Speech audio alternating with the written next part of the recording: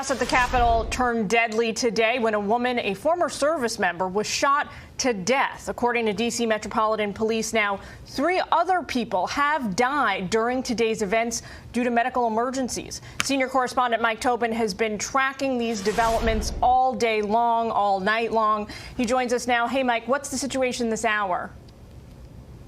Well, the situation at this moment is very calm on the west side of the Capitol. Mostly what you can see now are the emergency vehicles and police vehicles that are still very present here on the west side of the Capitol.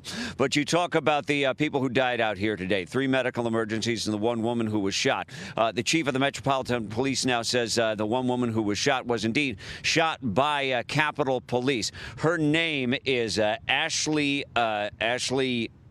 Babbitt. She was a 14-year veteran of the Air Force. Her mother-in-law told local news out here that she had no idea what she was doing participating in these demonstrations. One witness tells us the chaos when she was shot. She didn't say anything.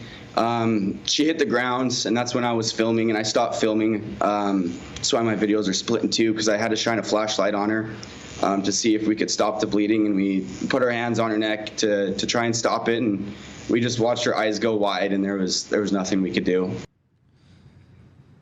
Capitol Police say 40 to 45,000 people participated in the demonstrations today. It's not clear how many people reached the Capitol, but it was around 1 o'clock when they got to the Capitol. It wasn't too much longer until they started breaking doors, forcing their way inside. They were scaling the walls on the outside. Once inside, a lot of glass was broken. We saw fire extinguishers were set off. People ransacked different offices. And the chief of the Metropolitan Police also says 2 pipe bombs were left behind. We're going to be issuing some be on the lookout, or BOLOs, as the police call them, alerts, featuring people who breached the Capitol, were in the building. MPD will start to release those.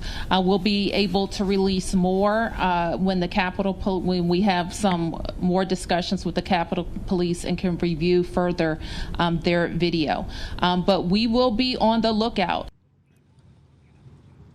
The Capitol building was cleared. The east side of the Capitol building was cleared, and the crowds gathered on the lawn on the west side of the Capitol. Just before the curfew went into effect at 6 o'clock, we saw this multi-agency police force form up on the lawn behind the Capitol, shoulder to shoulder with their truncheons at the ready, comprised of Metro Police all the way down to the National Guardsmen who were here. And they moved very swiftly west across the lawn with great force, knocking people to the ground, conflicting with the protesters, and they continued to press really in waves westward toward the National Monument, and ultimately driving most of the crowd that had gathered here away. As you can see now, it's all very calm. Ultimately, 52 people were arrested. 47 of them were arrested for violation of curfew. Julianne? All right, Mike Tobin, stand by. Stay safe out there. We'll check back with you soon. Thanks.